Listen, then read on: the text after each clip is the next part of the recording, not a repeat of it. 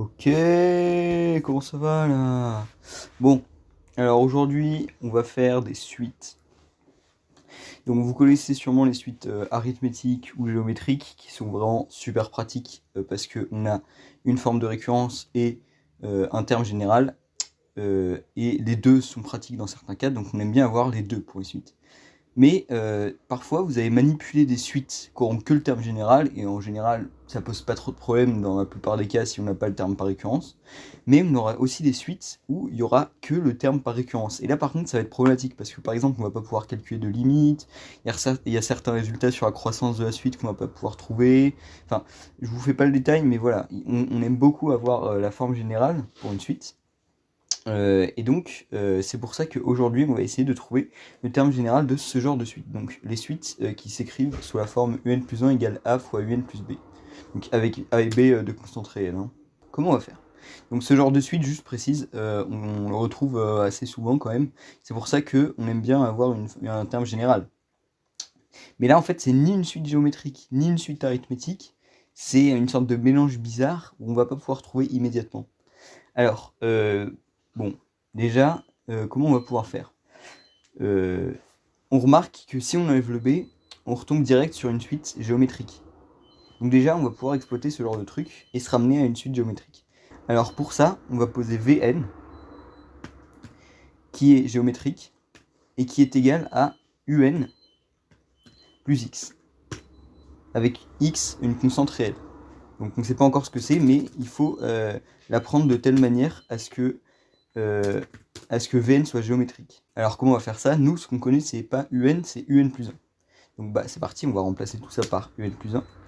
Voilà, juste on remplace Vn par Vn plus 1 et un par un plus 1, tout simplement. Un plus 1, on connaît. Un plus 1, c'est AUN plus B. Donc bah c'est parti. Très bien, mais maintenant là, le problème, c'est qu'on a une suite avec du Vn de l'autre côté et un de l'autre côté.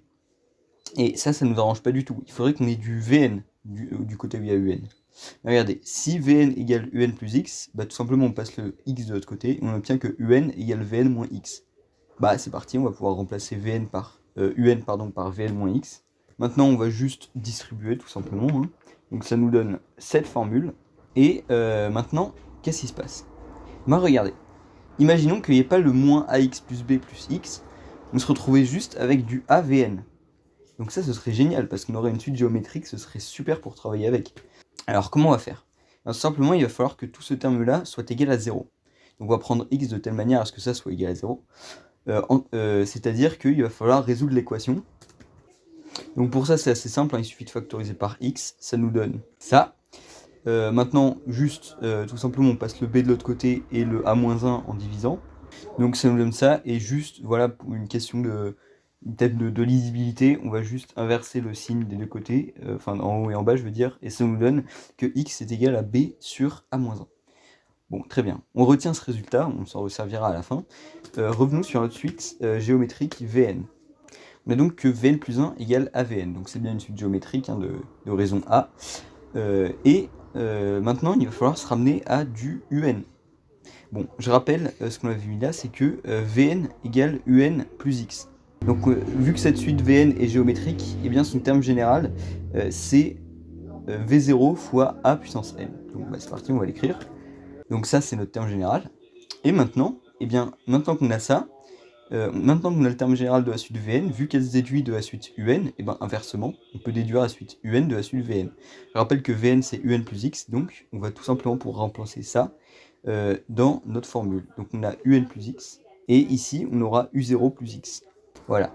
Sauf que nous, ce qu'on veut, c'est pas un plus x, parce que bon, ça c'est Vn. Nous, ce qu'on veut, c'est tout simplement un, tout court. Donc, comment on va faire? Bah tout simplement, on passe le x de l'autre côté, voilà, rien d'incroyable en fait. Et ça nous donne cette expression. Bon bah voilà, on a fini, on a notre terme général. Bon, la dernière petite étape, c'est de remplacer x par b sur a-1, mais bah ça, vous voyez bien que ça va se faire très rapidement. Et on a donc bien notre expression de la suite un en fonction juste de n. Bon, il y a u0, mais u0 c'est une constante, hein, parce que j'ai pas précisé, mais forcément qu'il y a un u0, ou si ça commence par exemple, alors juste je précise, si vous avez une suite qui commence par u2 par exemple, ben juste dans la puissance vous retrancherez 2 tout simplement. Hein. C'est comme ça que ça marche pour n'importe quelle suite, ou pour n'importe quel terme général d'une suite, hein. Donc là, par exemple, si j'ai UN, UP, et ben, je vais retrancher P, tout simplement. Et voilà, donc ça, c'est un terme général. Bon, en général, on va utiliser 0 parce que ce sera beaucoup plus pratique. Mais voilà. Et donc finalement, on se retrouve avec ce magnifique terme général ouais, qui est assez moche, hein, on va pas se mentir, mais c'est pas grave. Ça reste, c'était quand même sympathique. Donc voilà. À la prochaine fois, je sais pas ce qu'on fera la prochaine fois, mais à la prochaine fois quand même. Voilà, je sais pas du tout quand on finira la vidéo. C'est génial et au revoir.